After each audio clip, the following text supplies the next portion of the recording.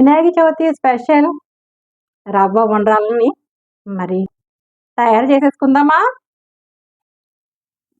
Hi, hello, నమస్తే. అందరూ ఎలా ఉన్నారు ఫ్రెండ్స్? బాగున్నారా? నేను కూడా చాలా బాగున్నాను. మీ అందరూ బాగోవాలని మనస్ఫూర్తిగా కోరుకుంటున్నాను. ఏం చేస్తున్నారు ఫ్రెండ్స్? బ్రేక్ఫాస్ట్ అయిపోయిందా? నాది కూడా అయిపోయింది. మరి వినాయక చవితి స్పెషల్ వినాయకుడికి ఎంతో ఇష్టమైన రవ్వ ఉండ్రాలండి. ఎలా చేయాలో చూపించేస్తాను. మరి చాలా టేస్టీగా, సింపుల్గా, ఈజీగా వచ్చేసేయండి. మనకి ఇందులో చూసేది చూడండి ఫ్రెండ్స్. రవ్వ ఉండ్రాలు తయారు చేసుకోవడానికి ఒక కప్పు రవ్వ తీసుకున్నానండి. బియ్యం రవ్వ అన్నమాట. బియ్యం నూక అంటాం కదా, బియ్యం రవ్వను తీసుకొని ఒక కప్పు స్టవ్ వెలిగించుకున్నాను. ఒక ప్యాన్ తీసుకున్నాను. ఈ ప్యాన్ హీట్ ఎక్కింది. ఇప్పుడు మనం ఈ రవ్వని, బియ్యం రవ్వని వేసేసుకొని వేయించుకోవాలండి. ఇలా చక్కగాను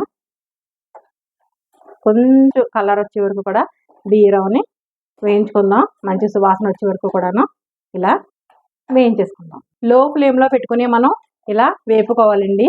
బాగాను పచ్చితనం అది పోతుంది అనమాట.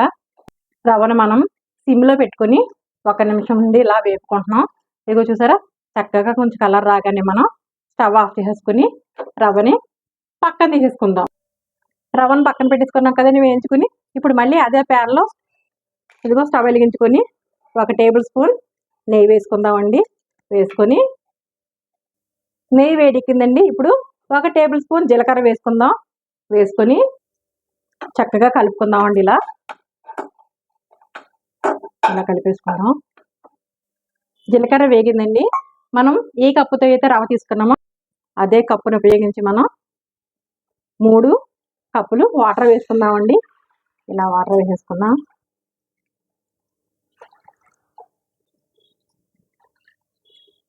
వాటర్లో 2 గంటల ముందు నానబెట్టుకుని పచ్చిశనగపప్పుని వాటర్ అంతా వడపోసుకొని పచ్చిశనగపప్పుని ఇందులో 1/2 కప్పు వేసుకుంటున్నామండి.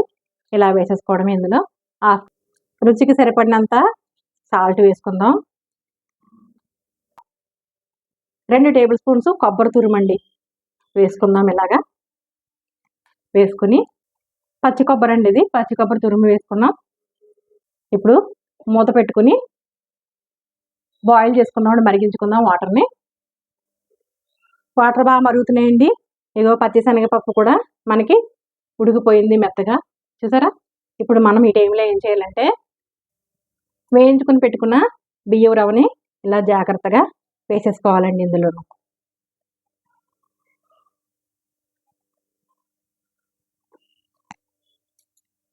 మనం ఇలా కలిపేసుకుని మూత పెట్టి ఉడకనిద్దామండి. దగ్గరికి చూద్దామండి. ఒకసారి మూత ఓపెన్ చేసి అయిపోయిందండి దగ్గరికి. ఇదిగో చూడండి, వాటర్ అంతా ఇంకిపోయి దగ్గరికి అయిపోయింది కదా. మనం స్టవ్ ఆఫ్ చేసుకొని దగ్గరికి ఇలా అంతా ఓ పక్కకి ఇలా తీసుకొని మూత పెట్టేసి అలా ఉంచేయాలండి. ఒక 5 నుంచి 10 నిమిషాలు అలా ఉంచేసాక అప్పుడు మనం ఉండలు చూడదాం. ఇలా చేతికి తడి చేసుకునండి వాటర్ని. ఇదిగో చల్లారిపోయింది మనకి. ఈ పిండిని ఇలా తీసుకొని రవ్వని ఇలా ఉండలు చుట్టేసుకోవాలి. ఇంతేనండి, ఉండ్రాళ్ళు రెడీ అయిపోయినాయి. వీటిని మనం అన్నీ చేసేసుకొని ఆవిరి ఉడికించుకుందాం. చూసారా రౌండ్గా ఎలా వచ్చేసినాయో. ఇలా మొత్తం అన్నీ చేసేసుకుందాం. మరి మన ఉండ్రాలను చేసి చూపిస్తాను మొత్తం అన్నీ. ఉండ్రాలన్నీ కూడా మనం ఇలా చేసేసుకున్నామండి. చేతికి తడి చేసుకుంటూ చుట్టుకోవాలన్నమాట. ఇలా చుట్టేసుకున్నాం మొత్తం అన్నీ. స్టవ్ వెలిగించుకున్నానండి. ఇదిగో ఈ బౌల్లో వాటర్ వేసుకున్నాను. ఇదిగో ఇలాగా మూతుంది కదా, దీన్ని పెట్టుకున్నాను. పెట్టుకున్నాక మనం ఇప్పుడు ఉండ్రాలను ఇలా పెట్టేసుకొని మనం బాయిల్ చేసుకుందాం. మీరు ఇడ్లీలో అన్నా బాయిల్ చేసుకోవచ్చు, లేదంటే కనుక ఎందులో అన్నా మనం బాయిల్ చేసుకోవచ్చు. ఇదిగో ఇలాగా మనం వీటి మీద పెట్టేసుకొని ఇప్పుడు మరిగించుకుందామండి. అన్నీ ఇలా పెట్టేసుకొని మూత పెట్టేసుకొని ఇలాగా ఒక 6-7 నిమిషాలు మనం ఆవిరికి ఉడికించుకుందామండి. పెట్టేసుకున్నాం కదా, ఒక 6-7 నిమిషాలు అయిపోతుంది. చూద్దామండి. 8 నిమిషాలు అయిపోయింది. ఇగో మన ఉండ్రాళ్ళు బాగా ఉడికిపోయినాయి కదా. ఈ టైంలో మనం దీన్ని తీయకూడదండి. చల్లారాక మనం డిష్ అవుట్ చేసుకుందాం. ఈ టైంలో ఇలా వేడిగా ఉన్నప్పుడు మనం తీసినట్టయితే కనుక విరిగిపోతాయి అనమాట ఉండ్రాలు. వినాయక చవితి స్పెషల్ ఉండ్రాలు రెడీ అయిపోయిందండి. ఇగో డిష్ అవుట్ చేసేసుకున్నాం. దగ్గర నుంచి చూపిస్తున్నాను మరి మీకు. చూడండి, ఉండ్రాళ్ళు చక్కగా తయారైపోయినాయి. లోపల కూడా చక్కగా ఉడికిపోయినాయి. చూసారు కదా మరి ఎంత ఈజీగా సింపుల్గా తయారు చేసుకున్నామో. చక్కగా ఎక్కడ చూసారా, పచ్చిదనం లేకుండా చక్కగా ఉడికిపోయినాయి కదా రవ్వ ఉండ్రాళ్ళు. వినాయక చవితి స్పెషల్. మరి ఇలాగే మీరు కూడా తయారు చేసుకుని వినాయకుడికి మరి ప్రసాదం కింద సమర్పించండి.